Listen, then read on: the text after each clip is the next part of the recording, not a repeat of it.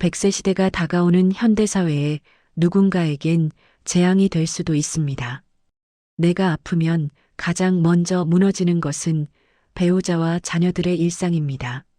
나이가 들수록 우리의 침대맛 탁자는 점점 복잡해집니다.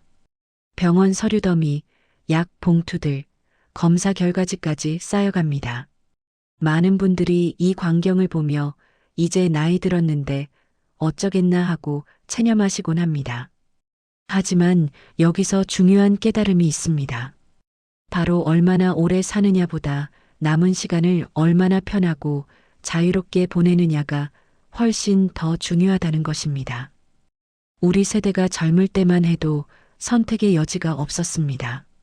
가족을 먹여 살리느라 일터에서 자신을 다 소모하느라 자신의 몸을 챙길 여유가 거의 없었던 시절이었습니다. 아파도 약 먹고 버티자, 피곤해도 쉬는 건 사치라며 자신의 건강을 뒤로 미루던 세대입니다.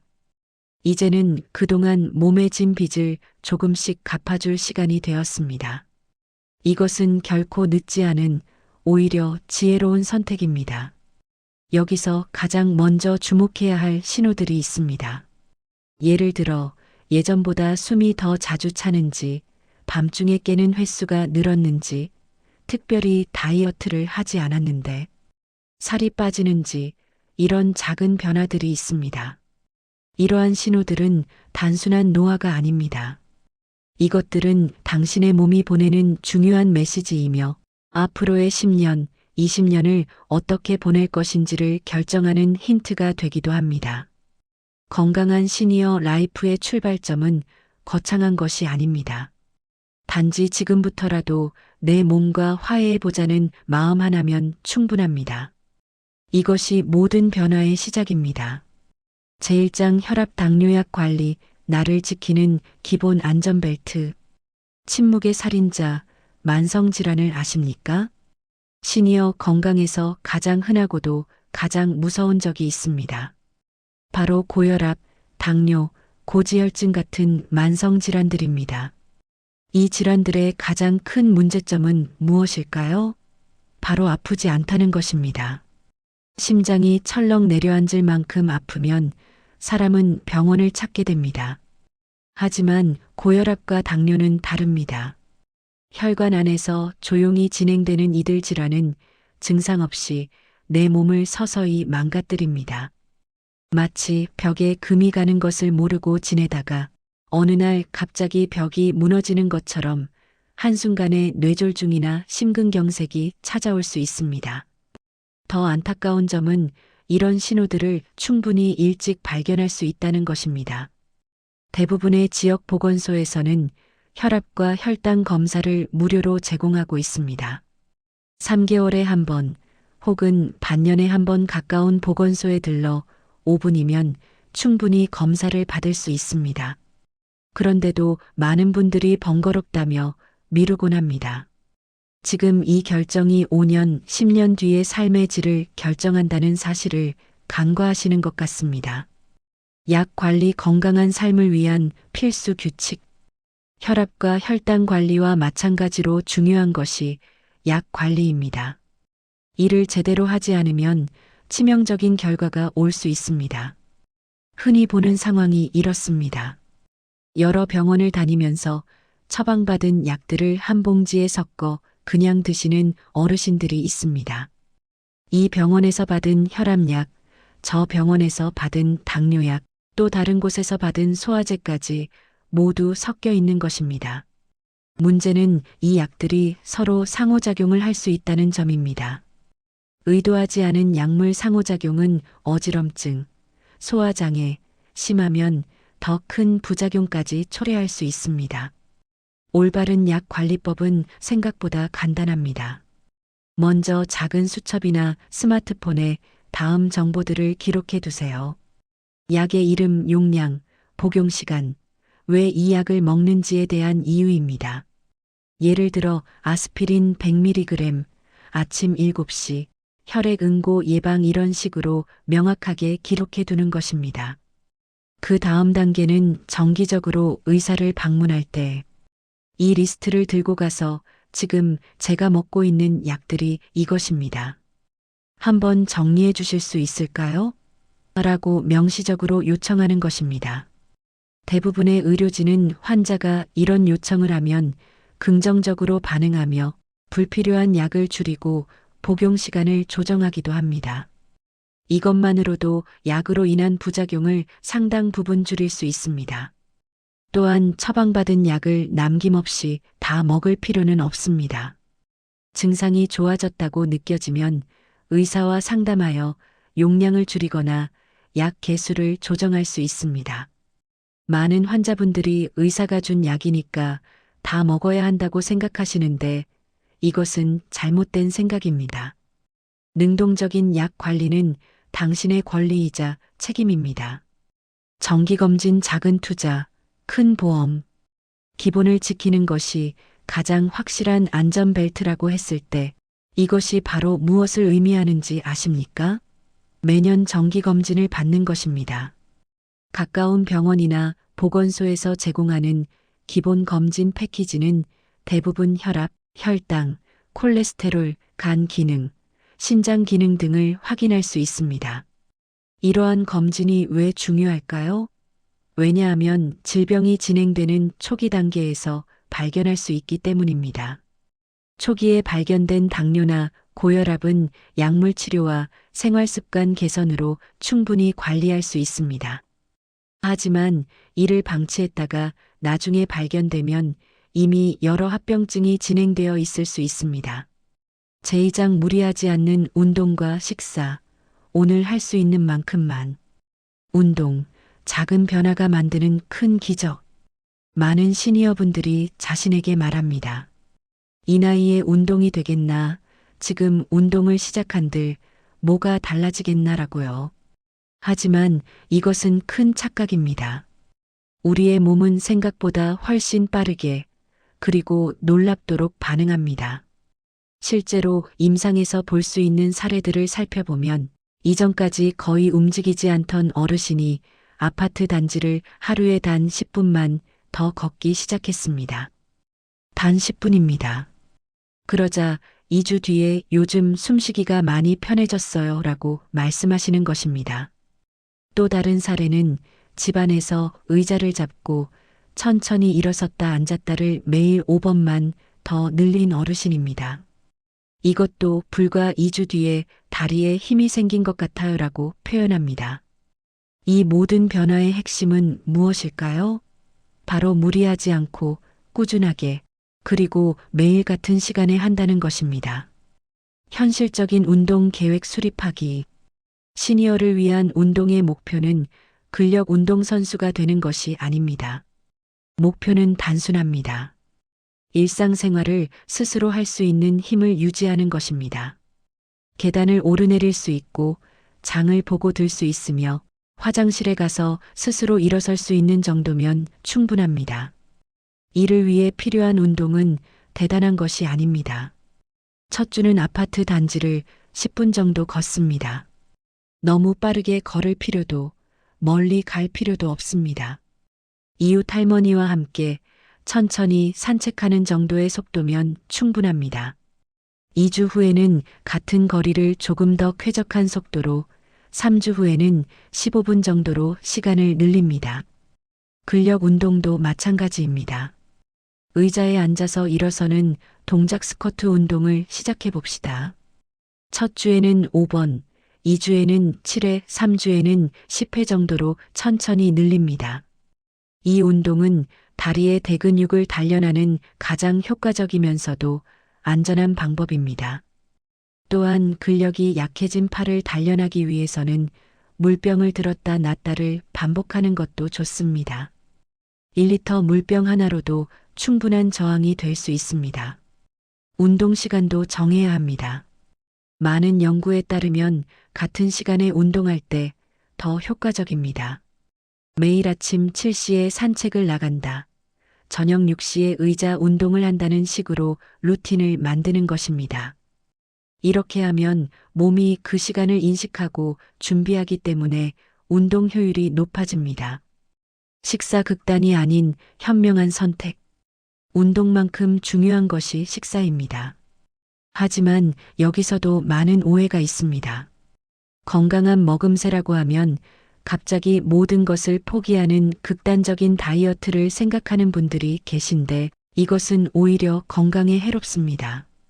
현명한 식사 관리는 작은 변화의 누적입니다. 예를 들어보겠습니다. 지금까지 아침에 국을 한 그릇 다 드신다면 이제부터는 국물을 한두 숟갈만 덜 먹어봅시다. 몸이 과도한 나트륨을 섭취하는 것을 조금이나마 줄일 수 있습니다. 국물 대신 반찬에 신경을 써봅시다. 특히 중요한 것은 단백질 섭취입니다. 나이가 들수록 근육이 빠지는 근감소증이 생깁니다. 이를 막기 위해서는 충분한 단백질이 필요합니다. 고기나 생선 같은 단백질이 있는 반찬을 조금씩 더 챙겨 먹습니다. 한 끼에 계란 한 개 정도, 혹은 생선 한 토막, 두부 한 모, 이 정도면 충분합니다. 극단적인 육식이 필요한 것이 아니라 현재 식단에 단백질을 조금씩 더해주면 됩니다. 그리고 이렇게 생각하세요. 오늘 한 숟갈의 변화가 내년 내 다리를 달라지게 할 것이다라는 마음 말입니다. 작은 변화가 모여 6개월, 1년이 되면 눈에 띄는 결과가 나타납니다. 체중이 몇 킬로 줄어드는 것뿐 아니라 계단을 오르내릴 때 무릎이 덜 아프고 하루 종일 피로가 덜한 것을 느낄 수 있게 됩니다. 제3장 몸만이 아니라 마음과 기억력도 챙기기. 우리가 놓치고 있는 심각한 문제 시니어 우울증. 나이가 들면 신체 질환보다 먼저 찾아오는 것이 있습니다. 그것은 바로 심리적 고통입니다. 함께하던 배우자를 먼저 보내는 경험, 자녀들이 바빠져 자주 연락이 없어지는 현실, 이런 상황들 속에서 집이 유난히 조용해집니다. 말수가 줄어들고 외출도 줄어듭니다. 이때 많은 어르신들이 혼자 생각합니다. 이제 노쇠했으니까 아이들에게 폐를 끼치지 말자. 혼자 잘 지내야지라고요. 이런 결정이 비극을 초래합니다. 혼자 지내다 보니 우울감이 깊어지고 우울감은 신체 건강을 빠르게 악화시킵니다. 그리고 무서운 점은 여기서 끝나지 않는다는 것입니다. 우울증과 스트레스, 고립은 기억력 저하와 치매의 위험을 크게 높입니다. 사람과의 연결이 약이다. 놀랍게도 이 문제의 해결책은 매우 간단합니다. 가까운 경로당이나 복지관 프로그램에 주 12번만 나가는 것입니다. 그뿐입니다. 이런 프로그램에 참여하기 시작한 어르신들의 표정이 어떻게 변하는지 보면 정말 놀라운 변화입니다. 수주 전만 해도 무표정하고 말이 거의 없던 분이 며칠 뒤에는 웃으면서 어제 경로당에서 있었던 일을 들어봤냐며 말을 시작합니다. 사람들과 함께 웃고 간단한 체조를 하고 노래를 부르다 보면 머리와 몸이 동시에 깨어나는 것입니다. 이것은 단순한 기분 좋음의 문제가 아닙니다. 신경과학적으로 증명된 사실입니다. 사회적 상호작용은 뇌의 여러 영역을 활성화시킵니다. 타인의 얼굴을 인식하고 대화를 이해하고 감정을 주고받는 이 모든 과정이 뇌의 전전두엽, 측두엽, 변형계를 자극합니다. 이는 인지 기능을 유지하고 향상시키는 가장 효과적인 방법입니다.